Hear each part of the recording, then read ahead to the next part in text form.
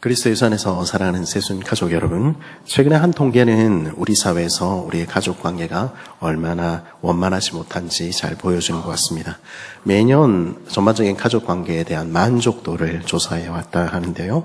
2025년에 우리 가족에 대해서 조금이라도 혹은 많이 만족한다, 조금이라도 만족한다라고 대답한 비율은 전체의 44%에 불과했던 것입니다. 이것은 지난 2022년에 52%가 만족한다 대답했던 데 비해서도 4년 만에 8%나 급락한 수치입니다. 갈수록 배우자와의 대화는 감소하여 정서적인 친밀감은 줄어들고 중장년층의 우울감, 큰 사회적인 문제가 되고 있습니다. 부모와 자녀 역시 점점 더 이해하지 못하고 소통하지 못하게 되어가고 있는 것이죠. 어쩔 수 없이 우리가 같은 집에 한 집에 살지만은 그 속에는 남남인 가정들이 얼마나 많은지 모르겠습니다. 오늘날 우리 한국 사회의 가정은 급격하게 연약해져 가고 있고요. 해체되어 가고 있는 것입니다. 그래서일까요? 오늘날에는 혼자 사는 게 차라리 낫겠다 이렇게 말하는 사람들이 얼마나 많은지 모르겠습니다. 독신을 선택하기도 하고 결혼을 했더라도 이혼을 선택하기도 하는 것입니다. 물론 상황이나 형편 때문에 홀로 살아야 하는 이들이 있다는 거 알고 있습니다. 원치 않게 홀로 지내는 청년들, 어쩔 수 없이 이혼을 하거나 노년에 배우자와 사별하여 홀로 거하는 분들이 있다는 거 모르지 않습니다. 어떤 통계에 따르면 오늘날 대한민국에서 1012만 명, 전체 가정 숫자 가운데 44%가 1인 가구라고 하는데요. 그중에서 왜 각자의 사정이 없겠습니까? 그런 여러분들 곁에 언제나 우리 아버지 하나님께서 계시다는 것, 그리고 여러분들 곁에 누군가 힘이 되어줄 공동체가 있다는 것 여러분들이 꼭 아시고 기억하시면 좋겠습니다. 문제는 다른 이들과 함께 사는 것, 다른 이들을 섬기며 사는 것을 거절한 이들, 그저 자신을 위해 사는 것을 선택한 사람들입니다. 굳이 다른 사람들과 함께 사는 거 원하지 않는 것입니다. 가족은 아무것도 아니라 생각하며 나 혼자 사니까 얼마나 편한데 그렇게 말하며 혼자로도 충분하다고 생각하며 사는 이들이 적지 않은 것입니다. 그러나 정말로 혼자로도 충분한 것일까요? 20대, 30대 때는 그럴 수 있습니다. 그렇지만 40대가 되고 50대가 되고 혹은 60대, 70대가 되어서도 그럴까요? 우리 한국 사회는 유럽을 따라가고 있다 생각하는데요. 유럽 사회는 벌써 오래전부터 혼자 사는 것들이 보편화됐지요. 그런데 최근에 독일의 브레멘 대학에서 실시한 한 연구에 따르면 평생 독신으로 지낸 사람들의 삶의 만족도는 함께 가족과 함께 지낸 사람들에 비해서 현저하게 낮은 수치를 보였다 하는 결과를 본 적이 있습니다. 제 처제들이 독신으로 살고 있는데 최근에 우리 둘째 아들한테 이렇게 말을 했다는 것을 들었습니다. 우리가 너 얼마나 예뻐했는지 알지? 그러니까 내가 죽으면 네가 상주해야 돼. 생각해보니까 정말 그렇더라고요. 그렇지 않았습니까? 노년에 홀로 있다는 것은 정말 슬픈 일입니다. 그 외로운 날에 누가 우리를 지탱해주고 누가 우리를 돌보아줄까요? 우리에게는 함께할 누군가가 반드시 필요한 것입니다. 그래서 우리 하늘 아버지께서는 인간을 처음 창조하시고 나서 이렇게 말씀하셨습니다. 창세기 2장 18절입니다. 여호와 하나님이 이르시되 사람이 혼자 사는 것이 좋지 아니하니 내가 그를 위하여 돕는 배필을 지으리라 하시니라. 인간은 홀로 살아갈 수 없는 존재라는 것을 우리 하늘 아버지께서는 잘 아셨습니다. 그래서 좋으신 우리 아버지께서는 우리에게 절대적으로 신뢰할 수 있는 친구, 평생을 함께 걸어갈 동반자가 있었으면 좋겠다 그렇게 생각하신 것입니다. 그래서 돕는 배필로 우리에게 배우자를 허락하셨고 우리의 가정을 허락하셨고 그리고 믿음의 가족들, 공동체인 교회를 허락하신 것입니다. 그리고 가정으로, 교회로, 가족으로 부름받은 우리들이 서로를 돕고 서로 함께 사랑하며 살기를 원하셨던 것입니다. 그것이 가정을 만드신 하나님의 계획, 그리고 교회를 만드신 하나님의 원래의 계획이었습니다. 그런데요, 슬프지만 우리가 인정할 수밖에 없는 사실은요, 그렇게 가정이 되었다고 해서 교회라는 이름으로 우리가 함께 묶였다고 해서 그 구성원들이, 그 가족들이 항상 행복한 것은 아니라는 사실입니다. 오늘날 많은 사람들은 지금의 내 가족보다 훨씬 행복한 이상적인 가족들이 어딘가 있을 것이라 생각하곤 합니다. 더 나아가서 점점 더 많은 사람들은 내 가족이 정말로 행복하게 될 수 있을까? 그거 믿지 않는 것입니다. 오늘날 수많은 사람들은 이렇게 말하지 않습니까? 행복한 가정이라는 것은 존재하지 않는다. 그런 것들은 허상, 신화, 동화 같은 것에 불과하다. 젊은 사람들, 특별히 스스로 똑똑하다고 자처하는 사람일수록 그렇게 생각하는 경향들이 더 높은 것이죠. 저는 우리 청년들이 결혼한다고 하면 그 여자가 간절히 바라는 사랑, 그 남자가 진심으로 원하는 존경이라는 책을 선물로 주곤 합니다. 제가 다 나눠드렸는데 읽으셨는지 모르겠습니다. 근데 이 책의 속편도 있습니다. 여기에 화면에 나와 있는데요. 자녀가 간절히 바라는 사랑, 부모가 진심으로 원하는 존경이라는 책입니다. 이 시리즈에서 저자는 축복된 공간이어야 할, 함께 있어서 행복해야 할 우리 가정들은 때로는 숨 쉴 구석도 없는 답답한 곳, 벗어나고 싶은 곳이 될 수도 있다 하는 사실을 들려줍니다. 이 책에 따르면 오늘날 많은 아내들은 이렇게 말한다는 것입니다. 내가 사랑하는 마음으로 반응하고 조언하고 지적하는데 왜 남편은 그거 받아들이지 않고 적대적으로 나오지? 내가 말하고 있는데 왜 나를 피하고 거리를 두지? 남편이 성숙하지 않아서 그래. 남편은 나를 사랑하지 않는 게 분명해. 그럼 남편들은 왜 그럴까요? 그것은 남자들은요, 그런 지적이나 비난을 들을 때 그걸 경멸로 자기를 싫어하는 것으로 듣기 때문입니다. 하지만 아내들은 그것을 알지 못하기에 사랑한다고 이야기하면서 남편들을 더 공경으로 몰아넣곤 하는 것이죠. 남편들은 말합니다. 나는 제발 좀 그런 얘기 좀 안 들었으면 좋겠다.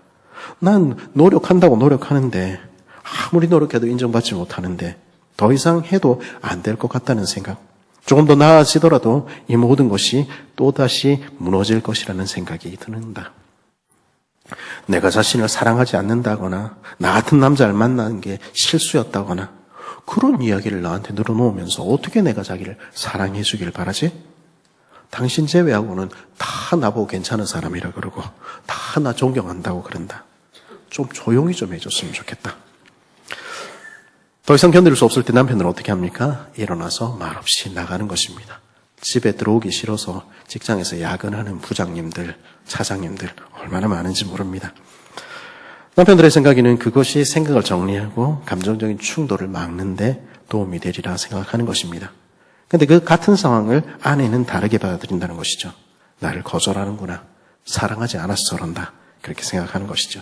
이런 악순환이 우리들의 가정에는 반복되고 있다 하는 것이 이 책이 들려주는 진단이었습니다. 아직 내게는 싸울 힘이 남아있다. 이렇게 생각하시는 부부들은 꼭 읽어보시기를 바랍니다. 저희 부부도 이 책을 읽으면서 진작 읽었으면 좋았겠다 그런 생각들을 했었습니다. 왜냐하면 이 책에 나오는 남편들의 대사와 그리고 아내들의 대사가 우리가 했던 바로 그 대사들이라는 것을 발견했기 때문입니다. 유익한 책입니다. 읽어보시기 바랍니다. 그런데 이것은 단지 남편과 아내만의 이야기는 아닙니다. 부모와 자식들 역시 마찬가지일 수 있죠. 자녀들은요, 자신들이 생각하고 자신들이 선택한 것을 존중하지 않고 자기 말만 자꾸 강요하는 것 같은 부모들을 보면서 나를 존중하거나 사랑하지 않는다고 느끼는 것입니다.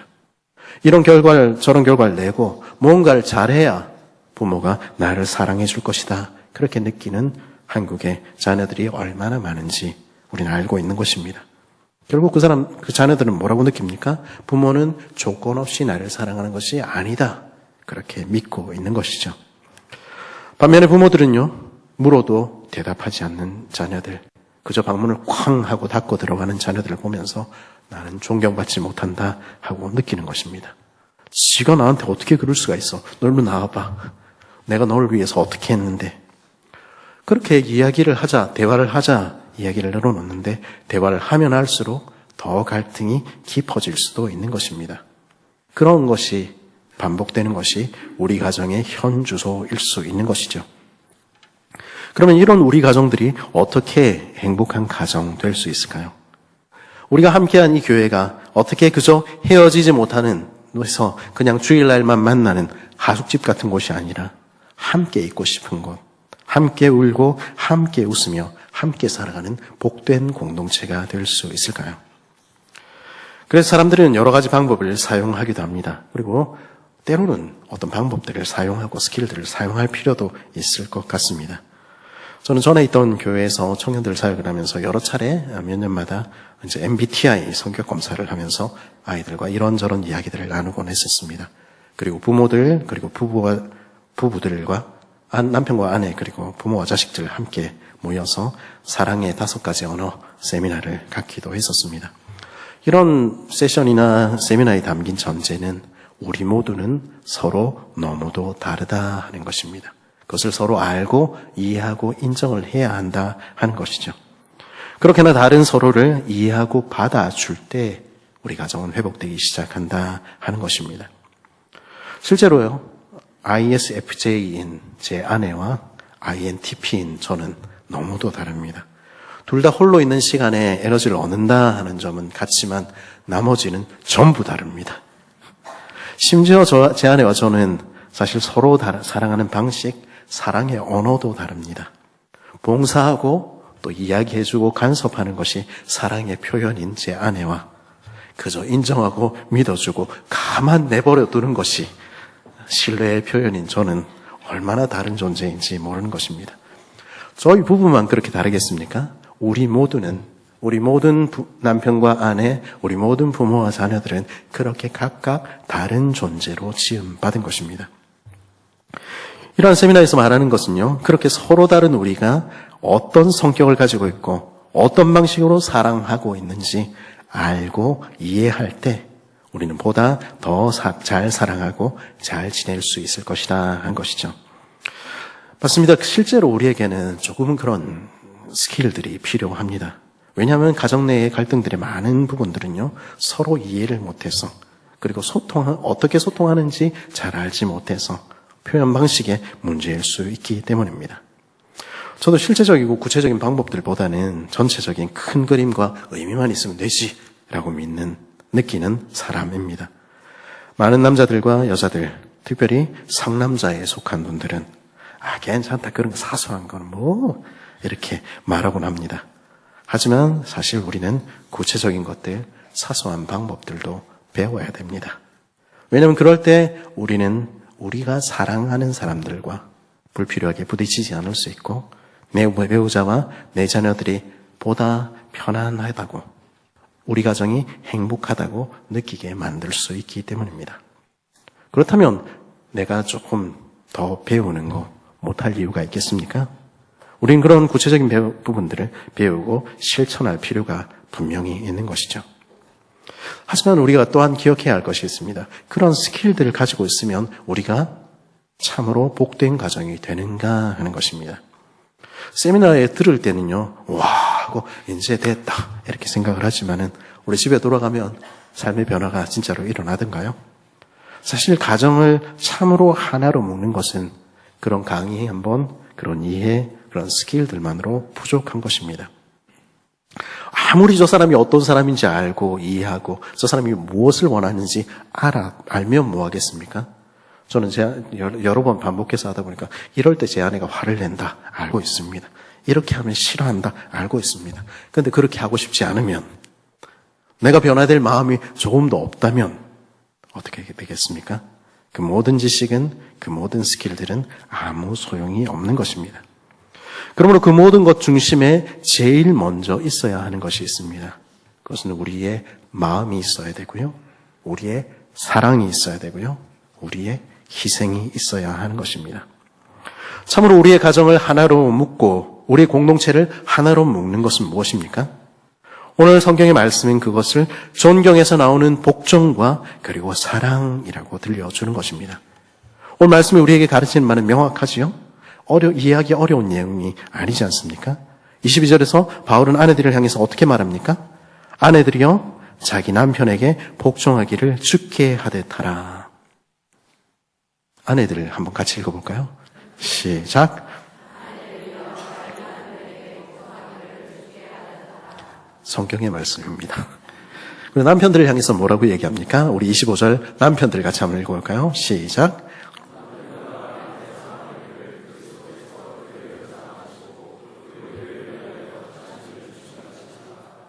그렇게 하라는 것입니다. 근데 이 말씀을 들어도 우리는 때로는 이렇게 생각하고 이렇게 말할지 모르겠습니다. 특별히 아내들은 그렇게 생각할지 모르겠습니다. 남편이 존경받을 만해야 존경을 하지요. 어떻게 요즘 같은 시대에 남편에게 복종하라. 그 말이 됩니까?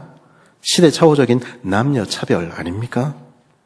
성경은 여성이 열등하기 때문에, 아내가 열등하기 때문에 복종하라고 이야기하는 것입니까? 어떤 사람들은 성경도 시대착오적이어서 그렇게 주장한다 말하지만은 사실 그것은 타락한 인간, 하나님 없는 세상이 생각하는 방식입니다. 그 사람들은 힘의 논리로밖에 세상을 볼 줄 모르고 말씀을 읽을 줄 모르는 것입니다. 그 논리는 때로 우리 시대에 너무 깊이 파고들어서 교회 안에서도 그렇게 말하며 예수를 믿는다고 하는 우리 안에서도 그런 식으로 생각하고 그런 식으로 행동하는 것입니다.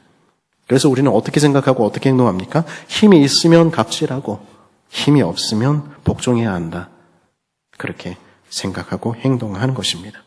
그러면 하나님께서도 너 힘이 없으니까 복종해라. 지금 그렇게 말씀하시는 것입니까? 성경은 차별적인 책이기에 여성에게만 가혹하게 복종을 요구하는 것입니까? 그렇지 않은 것입니다. 우선은요, 이 복종의 명령을 포함한 이 뒤의 모든 이야기가 여성과 아내에게만 주어진 명령이 아니라는 점을 기억할 필요가 있겠습니다. 오늘 우리가 읽은 이 모든 명령은 사실 오늘 본문 22절의 바로 앞에 나오는 21절의 명령의 적용에 해당하는 본문입니다. 21절은 뭐라고 이야기합니까? 우리 같이 한번 읽어볼까요? 시작.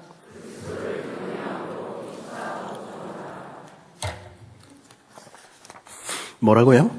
피차 복종하라 이렇게 이야기합니다. 서로 복종하라 이렇게 이야기하는 것이죠. 이것은요, 우리가 이렇게 해석하고 저렇게 비틀어서 따라도 되고 따르지 않아도 되는 인간의 조언이 아닙니다. 하나님의 명령입니다.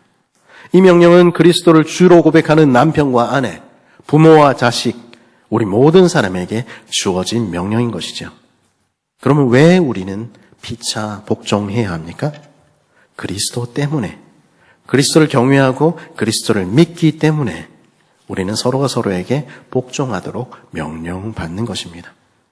그렇습니다. 그리스도인 아내들이 남편에게 복종하는 근본적인 이유는 다른 곳에 있는 것입니다. 우리 몸을 구원하신 그리스도를 경외하며 그분께 복종하기 때문에 우리는 남편에게도 복종하는 것입니다. 그렇다면 물어야 할 질문은 이것이죠. 예수 그리스도 그분은 아내인 당신에게 어떤 분이십니까? 예수님은 우리를 위해서 돌아가셨고 우리를 값주고 사신 우리의 주인 아니십니까? 그러므로 우리는 우리의 것이 아니라 그리스도의 것입니다. 이것은 나 개인뿐 아니라 우리의 가정도 우리의 교회도 마찬가지지요. 주께서 교회를 사랑하셔서 자신을 주신 것입니다. 물로 씻으셨고 말씀으로 깨끗하게 하셨으며 거룩하게 만드신 것입니다. 그래서 우리는 영광스러운 교회, 티나 주름 잡힌 것이나 이런 것들이 없고 흠이 없는 그리스도의 신두가 된 것이죠. 그 그리스도께서 우리의 주인 되시기에 우리는 그분께 복종하고 남편에게 복종하는 것입니다. 이것은 약하기 때문에 혹은 힘이 없고 열등하기 때문에 하는 굴종이 아닙니다. 내가 그리스도의 신부라는 가장 영광스러운 신분을 가졌기에 그것이 나의 첫 번째 아이덴티티이기에 우리는 남편에게 복종하는 것이 아무렇지도 않게 되는 것입니다. 부모에게 순종한다고 내 자존심이 상할 일이 없어지는 것이죠. 제가 자라던 시절에 저는 웬만해서는 남들에게 고개를 잘 숙이지 않았습니다. 내가 존경할 만해야 존경하지. 당신하고 나하고 차이는 단지 역할의 차이일 뿐인데 우리는 동등한 인간인데 왜 당신이 나한테 그렇게 함부로 행동하지? 그 시절에 제가 선생님이나 어른들에게 그렇게 대했으니까 그렇게 태도를 보였으니까 제가 얼마나 건방지다는 소리를 듣고 자랐겠습니까? 또 얼마나 많이 맞았겠습니까? 사실 주님을 만난 후에도 제가 많이 바뀌었습니다만 어떤 면에서 저의 자부심, 저의 자긍심 자체는 변하지 않은 것 같기도 합니다. 하지만 근본적으로 변한 것이겠습니다. 그것은 제 자부심의 근거가 바뀌었다는 것이고요. 제가 이렇게 묻는 사람이 되었다는 것입니다. 나는 누가 뭐래도 하나님의 자녀야. 내가 남들이 하찮게 여기고 하기 싫어하는 일 한다고 해서 내가 나를 대신해서 수고해 주시는 모든 분들에게 내가 고개를 숙여 감사를 표현한다고 해서 그게 나의 신분에 하나라도 영향을 미칠 수 있나? 내가 존엄한 자가 아니게 되는가? 남들이 어떻게 보든 나는 이미 존귀한 자다 하는 생각하게 된 것이죠. 아내들이 더 열등하기 때문에 남편에게 복종하는 것으로 착각해서는 안 됩니다. 나는 이미 주 안에서 가장 존귀하게 된 그리스도의 신부이기에 주께서 내게 허락하신 이들에게 존경하고 복종하는 것이 아무 일도 아니게 된 것입니다. 그리고 또 한 가지가 있습니다. 그것은 우리 안에서 일하시는 성령 하나님을 믿기 때문입니다. 하나님께서 지금은 도무지 존경할 만해 보이지 않는 내 남편 안에서 우리 부모님 안에서 역사하시는 것을 우리는 믿는 것입니다. 그리고 그들을 변화시켜 가실 주님을 신뢰하는 것입니다. 그래서 복종하는 것입니다. 그럴 때 어떤 일이 일어납니까? 성경은 아내의 순종의 모습을 통해서 남편과 자녀들이 주께 돌아오리라 약속하시는 것입니다. 그것은 남편 역시 마찬가지입니다. 아내들은 그렇게 말하는 것을 좋아할지 모르지만, 그리고 남편들이 항상 아내가 사랑스러운 감정으로 가득 차 있기 때문에 그래서 우리가 사랑하는 것은 아니지 않습니까? 저만 그렇습니까? 여러분 굉장히 현명하시네요. 사랑을 감정이다 이렇게 생각하는 것은 이 세상의 사고방식입니다. 그리고 이 세상에서는요, 그 감정이라는 것은 나한테 잘해줄 때 감정이 더 일어나고 내 마음에 들지 않으면 사랑할 수 없다고 이야기하는 것이 이 세상의 감정적인 사랑이죠. 그러면 성경도 사랑이 그런 감정이 전부라 이렇게 이야기를 합니까? 그리고 그처럼 따져서 사랑해라 그렇게 말합니까? 그렇지 않은 것입니다. 성경이 말하는 사랑은요, 그런 것이 아닙니다. 우리는 사랑이 무엇인지를, 그리고 어떻게 사랑해야 하는지를 그리스도에게서 배우는 것입니다. 자신의 목숨을 버리시기까지 사랑하시는 헌신적인 사랑, 자신이 사랑하기로 결심하셨기에 죄인의 모습에도 불구하고 그 사랑을 받아들이지 않음에도 불구하고 끝까지 사랑하시는 언약적인 사랑, 그것이 성경이 말하는 주님의 사랑인 것이죠. 요한일서 3장 16절에서 사랑의 사도 요한은 우리에게 사랑이 무엇인지에 대해서 이렇게 가르칩니다. 그가 우리를 위하여 목숨을 버리셨으니 우리가 이로써 사랑을 알고 우리도 형제를 위하여 목숨을 버리는 것이 마땅하니라. 우리는 십자가의 그리스도에게서 사랑이 무엇인지를 비로소 알게 되었습니다. 그리고 그 사랑을 받은 것입니다. 그 넘치는 사랑이 내 안에 충만한 사람은 다른 사람이 나에게 뭐라고 이야기하든, 때로는 누군가가 내 마음을 어떻게 핥혀 놓든 그 시간에도, 그 순간에도 사랑하기로 결심할 수 있는 것입니다. 왜냐하면 사랑은 단순한 감정이 아니라 자신을 주시는 헌신이기 때문입니다. 그래서 철학자 키에르케고르는 연애나 애정이 아니라 결혼만이 온전한 남녀의 사랑, 진짜 사랑이다 그렇게 이야기했던 것입니다. 주께서 나를 사랑하시듯이 나도 사랑하기로 결심하는 것이 그리스도에는 있는 남편들에게 요구되는 사랑입니다. 그거는 인간의 힘으로 할 수 있는 일이 아니죠. 왜냐하면 그 사랑은 우리 안에서 흘러나오는 것이 아니기 때문입니다. 성령의 능력으로만 할 수 있는 것이기에 사랑을 가리켜서 고린도전서 13장은 성령의 은사라고 부르지 않습니까? 그러므로 우리가 할 수 있는 일은 주께서 날마다 그 은사를, 그 사랑을 채워주시기를 기도하는 일입니다. 그리고 사랑하기를 멈추지 않는 것입니다. 사랑하려고 결심하고 또 실패하고 그 다음에 또 결심하고, 그게 우리가 이 세상에서 사랑하는 방식인 것이죠. 와, 딱 힘들어서 어떻게 하나. 그런 사랑도, 그런 복종 너무 힘이 들지요. 하지만 그렇게 사랑할 때, 그렇게 복종할 때 어떤 일이 일어납니까? 오늘 말씀 26절과 27절은 주님의 그 사랑, 주님의 그 복종이 이루신 일을 우리에게 이렇게 설명합니다. 이는 곧 물로 씻어 말씀으로 깨끗하게 하사 거룩하게 하시고 자기 앞에 영광스러운 교회로 세우사 티나 주름 잡힌 것이나 이런 것들이 없이 거룩하고 흠이 없게 하려 하심이라. 주님의 그 사랑이, 주님의 그 섬김이 우리를 그렇게 변화시키고 있다는 것입니다. 그리고 놀랍게도 우리의 사랑도 그러하다 하는 것입니다.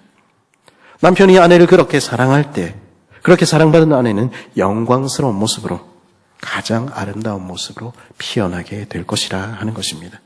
그리고 참으로 하나님의 사랑이 무엇인지 남편을 통해서 그 그림자를 보게 될 것이라 말씀하시는 것입니다. 이 위대한 사명이 우리 남편들에게 맡겨져 있는 것입니다. 이것은 단지 남편과 아내에게만 해당하는 일이 아닙니다. 오늘 본문은 남편과 아내, 심지어 더 나아가 주인과 종의 관계도 마찬가지라고 말하지 않습니까? 에베소서 6장에 나오는 부모를 공경하는 일도, 자식을 사랑하는 일도 마찬가지입니다. 이 세상의 부모들이 언제나 존경받을 만한 모습이던가요? 우리가 자라던 모습에도 그렇고요. 그렇지 못했고요. 나이를 들어가면서 때로는 우리 부모님들은 더욱 완고해지고 때로는 어린아이처럼 그렇게 이격이 되어가는 것들도 우리는 보게 되기도 하는 것입니다. 우리 부모님만 그럴까요? 여기 있는 중고등부나 우리 청년들의 눈에 우리는 어떻게 보이겠습니까? 그들의 눈에 우리는 언제나 존경받을 만한 그런 부모들, 그런 어른들일까요? 그렇지 않은 것입니다. 그런데요, 자녀된 우리를 향해서 주께서 물으시는 물음은 이것입니다. 그래서 그것이 네가 하나님의 말씀에 순종하지 못할 이유가 되니? 주님 그렇게 물으시는 것입니다. 존경받을 만 하지 못해서 존경할 수 없다고, 사랑받을 만 하지 못해서 사랑할 수 없다고 말하는 우리에게 성경은 뭐라고 이야기합니까? 에베소서 6장 1절에서 자녀들을 향해서 뭐라고 이야기합니까? 자녀들아, 주 안에서 너희 부모에게 순종하라. 이것이 옳으니라. 부모가 너에게 어떻게 하든지 주 안에 있는 자들아, 너희는 옳은 일을 해라. 주께서는 그렇게 말씀하시는 것입니다. 우리에게 허락하신 시간 동안 사랑하며 섬기며 순종하라고 하나님이 명령하셨습니다. 그리고 우리는 그 하나님의 명령에 순종하는 것입니다. 아까 순종이 열등한 사람이나 하는 굴종이 아니라 말씀드렸었죠? 꼭 기억할 수 있기를 바랍니다. 우리는 존귀하기에, 우리는 하나님의 사랑을 받는 하나님의 자녀이기에 주님이 그러하셨듯이 몸을 굽혀 순종하는 것입니다. 그리고 우리에게는 좋으신 하늘 아버지, 영원한 하늘 아버지가 계시다는 것을 꼭 기억할 수 있기를 바랍니다. 그분은요, 우리가 부모에게 순종하라, 어른들에게 순종하라 하는 명령에 순종할 때 좋은 것으로 갚아 주실 것입니다. 우리 하늘 아버지는요, 우리 육신의 부모들이 그러하듯이 심부름값을 때로는 떼먹고 설날 받은 용돈을 돌려주지 않는 그런 부모가 아니십니다. 그분은요, 우리의 수고를 반드시 갚아주시겠다 약속하신 것입니다. 내 육신의 부모를 공경하렴? 그러면 내가 영원의 복뿐 아니라 이 땅에서도 잘되고 장수하게 해줄게. 주님은 그렇게 약속하신 것입니다. 자녀를 사랑하는 일 역시 마찬가지지요. 자녀가 언제나 사랑스럽던가요? 그런 자녀는 존재하지 않는 것입니다. 속에서 화가 불끈불끈 솟아오르고 공갈과 협박을 해야 저놈이 말을 듣는다. 우리 그런 생각이 우리를 지배하는 날도 있는 것입니다. 그러나 그날에도 기억해야 할 것이 있습니다. 그것은 우리는 주님을 주인으로 모신 사람들이라는 것입니다. 그리고 주님의 종들은요, 주님의 명령에 복종하는 자들입니다.